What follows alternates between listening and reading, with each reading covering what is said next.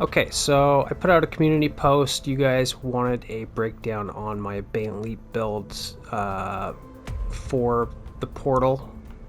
And this would be for ultimate difficulty, so for farming purposes. Where would you want to use it? Why would you want to use it, right? But there was definitely the most interest in this build. I use 4 builds for the portal. I rotate between all 4, and it depends on the mission and the modifiers. And I do a lot of Matchmade fire team ops, not just my favorite stuff. I just do a wide array of fire team ops because well, now there's 5 Matchmade versions every day, right? I mean, unfortunately 3 of those are reclaimed, and there's basically no variety between them. I don't know why they're all just not one mission, right, with a daily rotator. Like maybe the sequence of the encounters are rotate differently on a different day, but why do we have 3 separate missions there taking up all the slots in the portal? The mission's not that good. I mean, it's okay, right? It's very farmable. It's kind of like doing Overthrow of the Pale Heart. Even on ultimate difficulty, it's very good. It's very rewarding. But yeah, let's throw in some other Matchmade activities on a daily basis, so it's a little bit spicier. But yeah, that's typically my go-to. But I've used a couple of these builds for Pinnacle Ops as well, because you're basically just kind of speed running through the missions. Like think of Kel's Fall and Starcross until you get to the bosses, and you nuke the bosses, and then you get your loot at the end, right? It's not really like a build, like an ad clear, crowd control build, something that's non-stop combat all the time. That's when you build differently, right? You're not building in the same way. But yeah, the modifiers play a huge role as well. Like say I just want to go do a mission and lightning crystals is on, right? So I mean, that's a huge buff to ignore, right? Lightning crystals trade off. Yeah, I think you take more damage from arc and stasis, right? So it's not actually a boon, it's kind of like a neutral modifier, but it changes the gameplay enough that you have to consider that. If you don't take advantage of it, you could be kind of throwing, and if you ignore it, then you also could be kind of throwing, right? So say you want to play on like Strand Titan, right? But you see that lightning crystals is the modifier. Well, then it's like you could just be throwing Touch of Thunder pulse grenades back to back non-stop for doing extra damage, right? Extra spammable, or glacial grenades, right? Or any stasis ability. So you kind of have to take advantage of that stuff. And then you also get stuff like anti-surge mods in the portal. Like say you wanted to play on that Strand Titan build, but you got 50% or whatever the anti-surge modifier is, right? It nukes it nukes that element's damage by like 25%, 50%, I don't know. But like, why would you want to play on a Strand build when lightning crystals is the modifier and there's a penalty for using Strand, right? Same thing goes for like the volatile shield trade-off modifier, where you just turn into a ticking time bomb, right? And if your teammates don't defuse you, then you die, right? So I have a build just for that, right? I use Flechette Storm with Banner of War. Banner of War can heal you out of that state of the volatile shield trade-off, right? You can also make sure that you have your 100 super so that you can just pop your super, right, to get out of it. So yeah, there's different builds for different modifiers. Brawler, obviously, you're gonna want to go full into a melee build instead of like playing behind your Stormskeep barricade or using this build, right? So you consider stuff differently, right? So like, these are the 4 different builds here. I'll try to do a different video on each of them. Alpha Loopy, Worm God on Prismatic, Wishful Ignorance, because it's very good for nuking bosses, especially at a safer range sometimes than Worm Gods on Prismatic. So, but I use this. I literally just got done doing a Widow's Court, and I don't know if that's the footage I'm going to throw into the video here at the end. If I do throw any footage in, I just wanted to make a quick video here, but I'm not very good at making quick videos because I tend to talk for too long. But yeah, this is this and Storm's Keep, well, actually all 4 builds I use in Onslaught. Probably Wishful Ignorance the least, but they're all very viable. But this one's the most fun, and I find it gives the most amount of team support, and the Seasonal Artifact is 100% catered to this build, right? You've got tightly woven, so while you have woven mail, right, if you don't know how Abeyant Leaps works, right, read the description. Improves Drenger's Lash, spawns additional projectiles, so you get 3 lashes instead of 1, and those lashes travel further and suspend targets, right? Anytime you suspend anything, whether it's with Drenger's Lash or a Shackle Grenade or the Seasonal Artifact mods or the Wishkeeper Bow, right, or my Electrified Snare from being Transcendent, anything that suspends, because of this exotic, all that stuff is going to give me Woven Mail, right? So not only does my Drenger's Lash have enhanced ability, it gives me Woven Mail, all Suspend gives me Woven Mail. And that's the juicy Woven Mail that Titan can never get access to on Prismatic, because it's 10 seconds of Woven Mail every time you suspend anything, right? The only way to get Woven Mail on Prismatic is with Facet of Purpose by picking up orbs, but then you just get it for 5 seconds. So unless you're picking up orbs every 5 seconds consistently,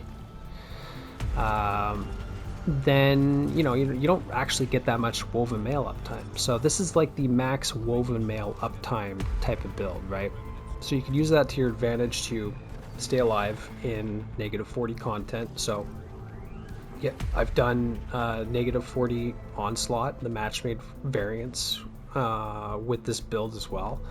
You could test it in the Mythic Loot Cave too. That's another good way to test a build to see if it's ready for ultimate tier difficulty, if you can survive the Loot Cave on Kepler, right? And this build definitely holds up.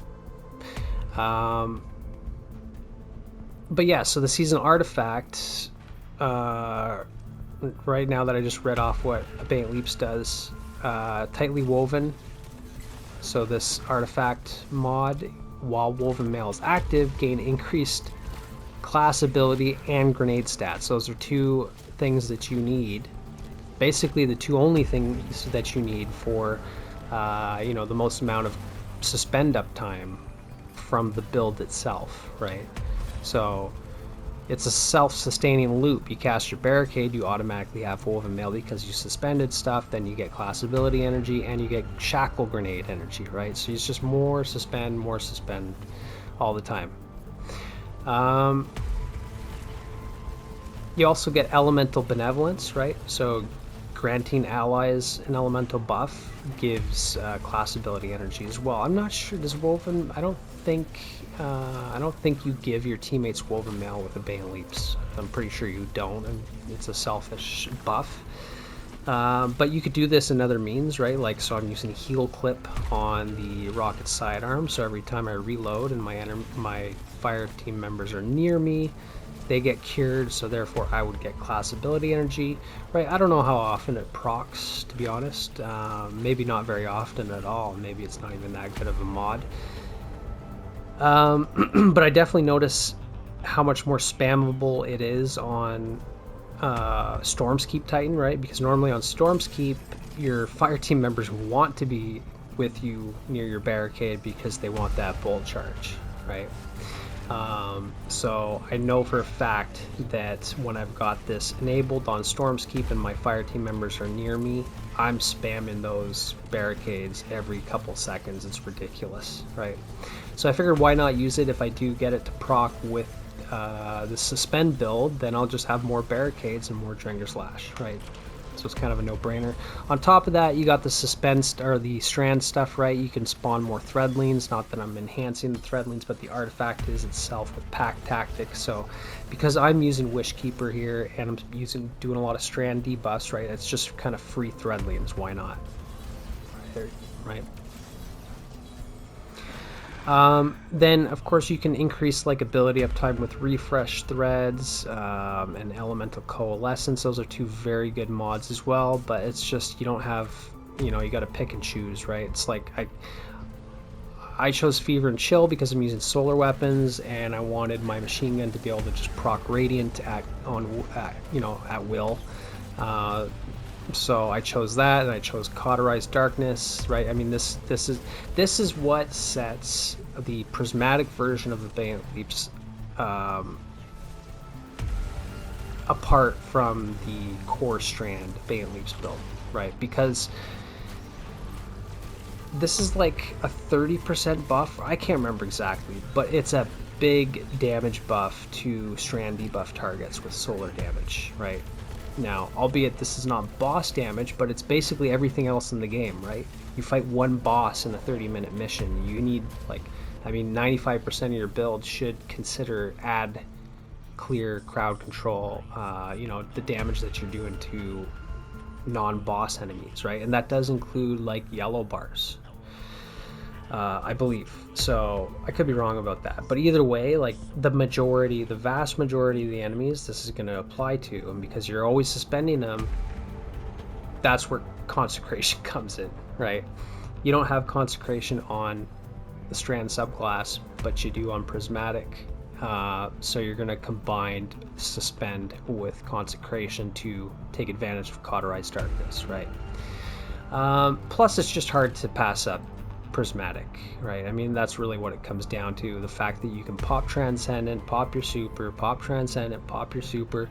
When you're transcendent, it's like you have unlimited shackle grenades, because those electrified snares are all reproc and woven mail every time they suspend stuff, right? It's just, yeah, it's just way better on prismatic, right?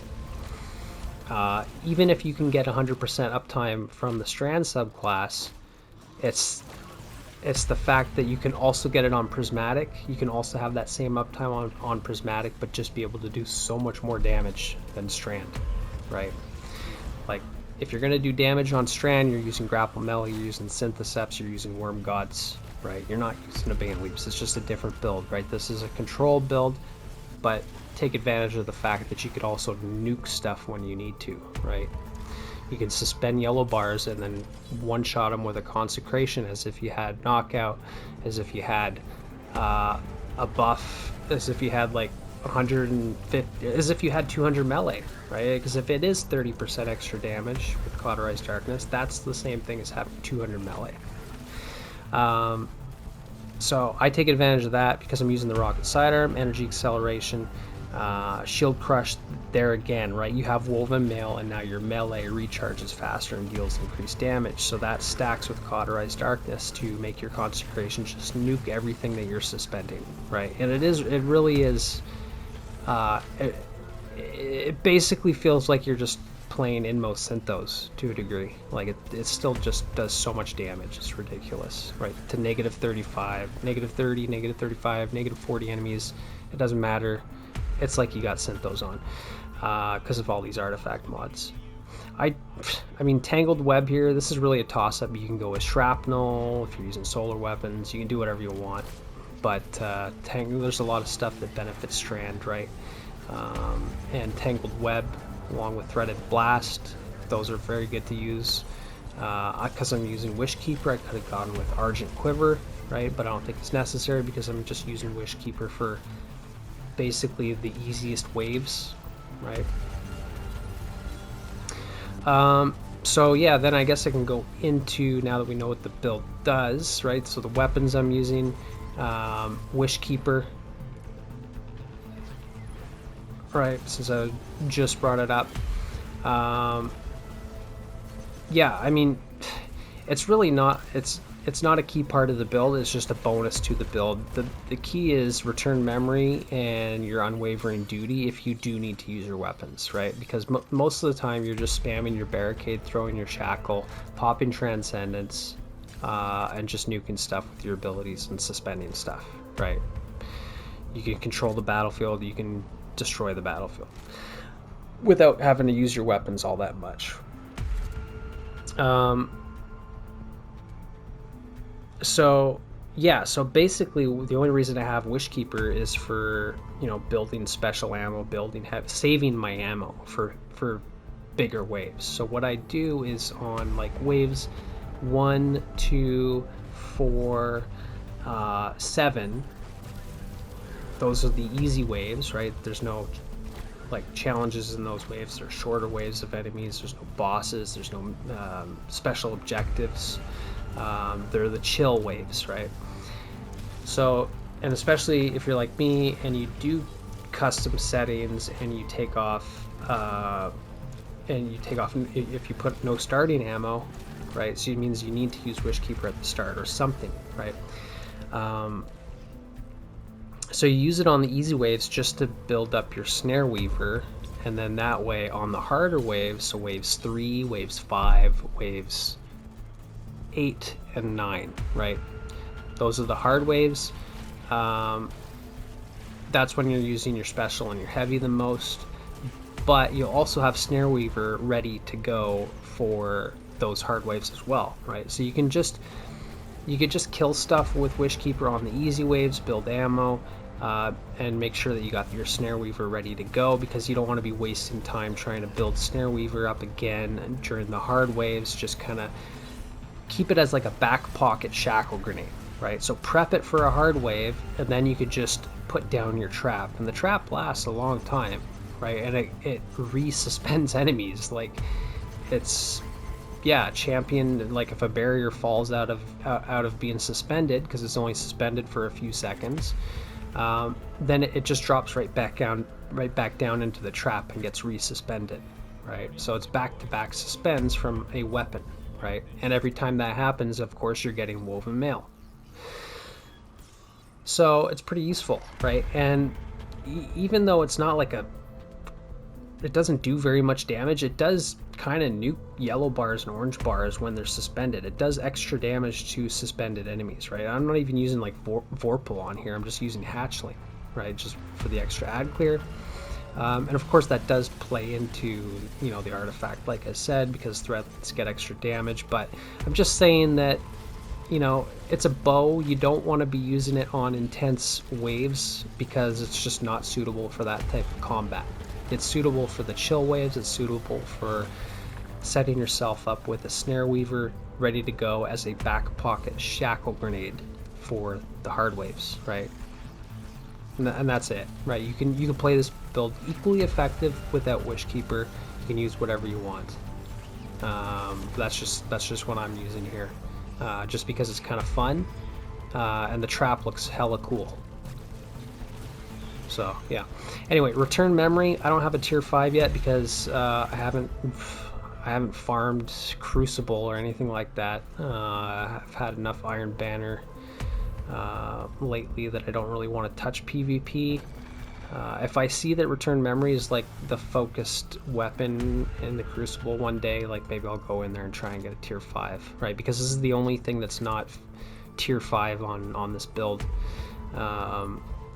But heal clip and incandescent with a high reload stat is what I wanted out of this. I probably should run wild card. Yeah, I don't know, wild card or tenacity. Oh, you get some reload speed from tenacity, and as long as you're, yeah, until you die. So I should be using tenacity on this thing, especially just because I just did that entire Widow's Court flawless at 35 under. So I could have had tenacity, giving myself more heal clip procs, just better stats all around. Wild card's pretty fun too, though, right? I hate the look of this gun. I'm just kind of pissed off about it. Like, I was really, especially without a without a shader on there. It's just an ugly gun compared to the Vex one that we got from Echoes. Can't even remember the name of it. All this old loot. Yeah, feels bad looking at it. But where the hell? Oh yeah, solar. Aberrant action, right? I mean, especially if you're up against Vex, this thing is just leaving Radiolara pools all over the place. It's a hell of a cool looking gun. Sounds cool. I crafted it to perfection, right? But it just flat out does less damage than this ugly piece of crap from the Crucible, because this is, you know, it's featured. Then I've got, so that's going to stun unstops if I ever need to, which I don't because I have unlimited Suspend. But it's a rocket sidearm, so I get micro miss. The micro missiles is pretty cool. But yeah, it's an extra means of survivability. With Unwavering Duty, right? So doubling up on Solar to play into the artifact and to play into loaders, holster, right? Whenever I'm using a machine gun, if I don't have like demo on there or reconstruction or some way to reload the machine gun other than manually, then I will run a holster mod on my boots. So that's what I'm doing here for Unwavering Duty. I haven't really made up my mind on which one I like better between. I've got Incandescent on this thing, right? But for the third column, I like Burning Ambition, which is something I would probably use more on Storm's Keep for damage over time ticks to proc more Storm's Keep or Bolt Charge. But I don't know, bait and switch is annoying on a machine gun. Like if you're going to use the machine gun on the boss, then it's not that hard to get it to proc. But like when you're in the heat of battle, like you're not really wanting to like switch over to your bow and then to your other weapon and then to this thing just to use it. Like you just kind of want to use it when you need to use it without doing this little mini gameplay loop. So for that reason, I kind of like use an Onslaught. It does burn through ammo a lot quicker, but it does a lot of damage. It's fun to use, but obviously bait and switch is going to make your ammo go further, right? So I don't know, I haven't made up my mind, but you could use either one, right? Like I just think a machine gun is the way to go on most Onslaught missions, right? Then for my armor here, so I've got I set everything up in dim because I wanted quadruple 100s basically, or at least 100 grenade, 100 class, and 100 weapons. The reason being is because of, well, let's go to my abilities before I break down the stats, right? Because I'm using shackle grenades, right, and Drenger's Lash, obviously, so I want good class ability uptime. I want good grenade uptime for the maximum amount of Suspend, right? And then because I can do so much damage with my Consecration, I don't need over 100. Like the focus is more on Suspend, and the Consecration part is a nice bonus. So like it wouldn't be bad to have 100 strength, so that way I can have more Frenzied Blades, right? More Consecration. But it's kind of hard to get 100 melee and 100 grenade and 100 class and weapons. Like it's easier to get grenade, super class, and weapons. So there might be a bit of fine tuning I could do with my armor, but yeah, instead I got, like, if I could take 80 off or 20 off super and go down to an 80 for super and 80 for strength, I think that'd be a better balance. But I mean, yeah, like this is all tier 5 armor with pretty decent attunements. Like I got a weapons tuner there, class tuner there, and a class tuner there, right? And this one I'm just using the generic one, right? So most of my attunement slots are benefiting the stats that I need. But yeah, that's the dispersion that I went with, right? Ideally I would have liked 100 strength too, but I don't think I can get it. I don't want 0 health, because when I pick up an orb you get a little bit of healing. That's always kind of nice. Although with that said, if you notice here I'm running Hammer of Saul, you might be thinking, well, what the hell are you doing? The reason is because you could still suspend stuff. You could have stuff suspended. You could have a Snare Weaver on the ground resuspending stuff, and then you could just be burning stuff down with Hammer of Saul if you want, or you can just use Hammer of Saul as a roaming super to revive your teammates to get out of a sticky situation. But more so than that, the actual reason that I picked Hammer of Saul was because I already have so much woven mail, and this is just something I like on most of my most of my endgame builds, I like one good resist buff, and I like one good healing buff, right? Something that affects my health bar and something that affects my damage resistance, right? Those are two very different things. And it's good to have one of each, as opposed to say stacking woven mail and frost armor, right? And then having no healing source. I'd rather have a healing source and less damage resist. So that basically leaves you, for the matter of facet of purpose here, so when you pick up an orb, you get restoration, right? With Hammer Sol.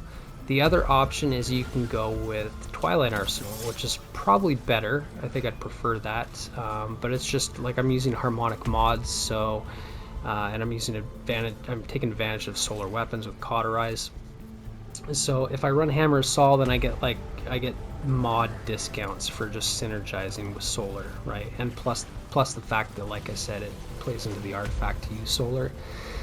But I think just generally speaking, I'd prefer Twilight Arsenal, right?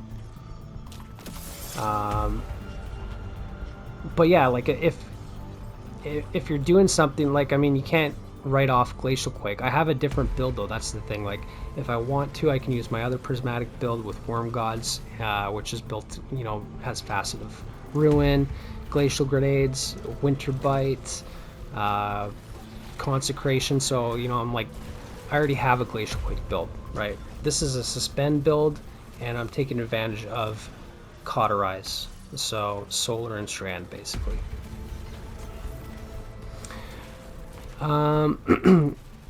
Yeah, so as far as the archetypes are, like, it doesn't really matter what the archetypes are. What matters is that you have the stats that you need, right? So I've got Grenadier here.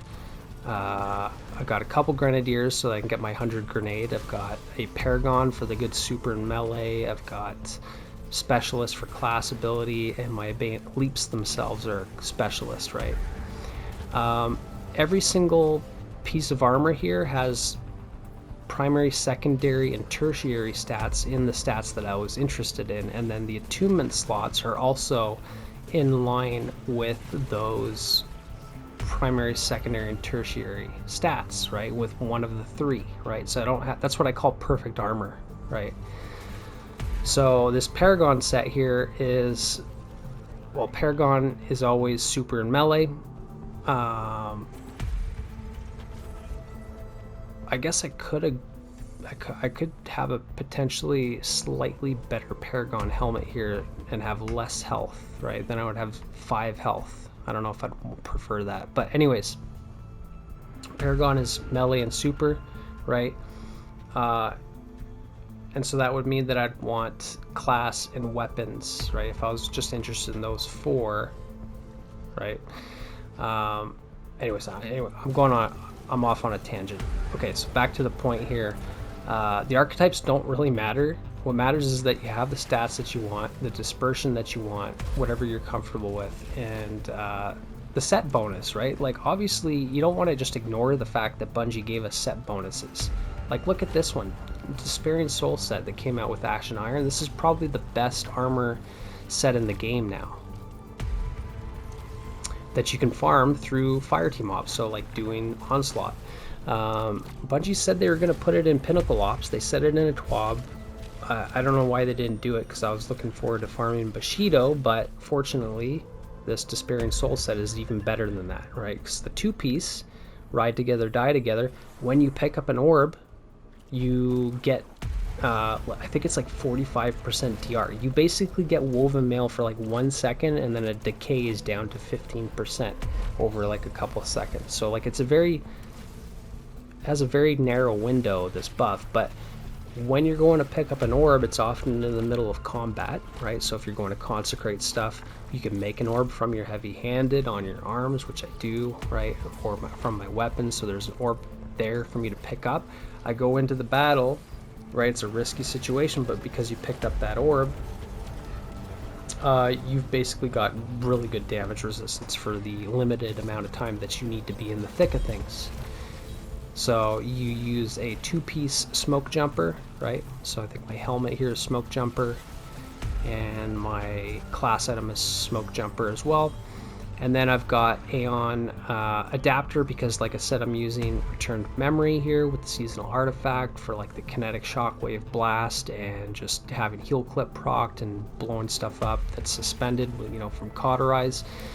So AION adapter, every time I get a kill with return memory, I get an extra 20. I basically get an extra concussive DR. I get an extra 25% DR and self-damage DR. It's like 65%. So like, you know how you could technically kill yourself with a rocket sidearm? You used to be able to do that a lot more easily than now, thanks to AION adapter, right? If you get AION adapter, you get one kill, then you could just run around blasting enemies at point blank. Like if they're within melee range, you can blast them with your rocket sidearm, take self-damage. It's hardly going to be noticeable because of this, right? So that's you can't just ignore that either, right? So not only do you just get like a generic concussive DR effect for like 15 seconds, like a long time, but you also get that like self-damage, 65% resist to self-damage. So like you could probably run around with a rocket launcher and just shoot yourself and you would still be fine. So that's why it's so good with like Parasite. The only other set bonus that I would consider running with this build, and I have when it was tier 4, right? So before I got tier 5 armor, I had a tier 4 Bushido set, the 4-piece, right? Because if you run a 4-piece Bushido set, you get heal clip basically on Wishkeeper, and because you're always reloading Wishkeeper and pulling out your other weapons, you can proc the Bushido healing fairly regularly. But also you get damage resistance from bows. So if you're really playing into Wishkeeper, say just Wishkeeper, then you can run like Argent Quiver, you can run Semi-Auto Striker, and with Bushido, and you could just kind of go to town. You basically get that same DR effect that you get from Adapter and Sparing Souls, but just by sitting around, you know, shooting your bow. It's just more, I mean, you're using a bow in Onslaught. That's the problem with that, right? So you know, like I said, you just use the bow sparingly for the chill waves, but when stuff gets heated up, you don't really want to just be sniping stuff with a bow. You need to be in there using rocket sidearms, using meta stuff, consecration. But yeah, that's the set bonus there. What did I even went over the artifact. I think I didn't really cover the fragments, right? Because you're not using knockout here. That's another good reason to run Facet of Purpose, to get that restoration on orb pickup. Facet of Hope is huge, right? So even without the seasonal artifact buffing your class ability uptime, Facet of Hope is going to do that like by 300 or 400%. So it's a huge margin. Every time you get Woven Mail from suspending stuff, which is all the time, you've got a buff, right? So it means that Facet of Hope is always giving you your class ability back very fast, right? It's like you could probably run 30 class ability and you would probably still be able to have back-to-back barricades. It's that good, right? So like I could probably optimize my build to have less class and still be fine on Suspend, right? So that I have a 10-second loop. Because right now, like I can suspend stuff all the time, right? It's overkill in a way. Facet of Courage, because that's going to stack with Cauterized, right? It's going to give, you're just going to do more consecration damage to suspended targets, dark debuff targets. Facet of Solitude, because I'm using like my machine gun to proc Radiant, to already landing precision hits, then Facet of Solitude can also sever the enemy. That's another 40% resist, right? So making you even tankier. That right? Then when they die as well, they've got their strand debuffed. Well, I mean, if you're thinking about it this way, with Facet of Solitude, it's a given that you're going to proc Cauterize. Like, you shoot stuff with the machine gun, you become Radiant, you start scorching them, they're severed, so they've got a strand debuff. Now the machine gun's doing more damage, right? You can pre-sever an enemy and then consecrate them if they're not suspended for whatever reason. And then Facet of Balance is just going to give you a little bit more uptime on your grenades and your consecrations, right? But I mean that's pretty much it for the build. Combat mods, like I said, I like to make orbs With 100 weapon stat, you're getting the most amount of damage on adds, but you're also getting, I think you get more ammo generation. I can't remember if that's over 100 weapons, but I just find, like, with the boxes and everything, you can make special ammo no problem. I'm not even using armor charge in this. Like, I should be running like special finisher. I think that's what I forgot to do here. Instead I got bomber, right? But like, obviously, like, use stuff like Reaper, powerful attraction, make orbs with your weapons, make orbs with your consecration. That's like when you're transcending, you're consecrating non-stop. You should be producing orbs for yourself and your teammates, for survivability, for restoration, for your health stat, etc. And then your resist mods, these are just generic. I've just got concussive, melee, and then probably a harmonic resist here in this case, which is solar, but I mean, it really doesn't matter as long as you mostly have resists. And then when you pick up orbs of power, you get grenade energy, you get class ability energy, right? And so I would just switch bomber here for special finisher. That way your armor charge actually has a function, right? Because I have no function for armor charge here, right? And if I run low on return memory, I could just do a finisher, and then you know, then I'm good to go. Otherwise, you could also run like what is it? Grenade kickstart. If you had room here, you could run grenade kickstart,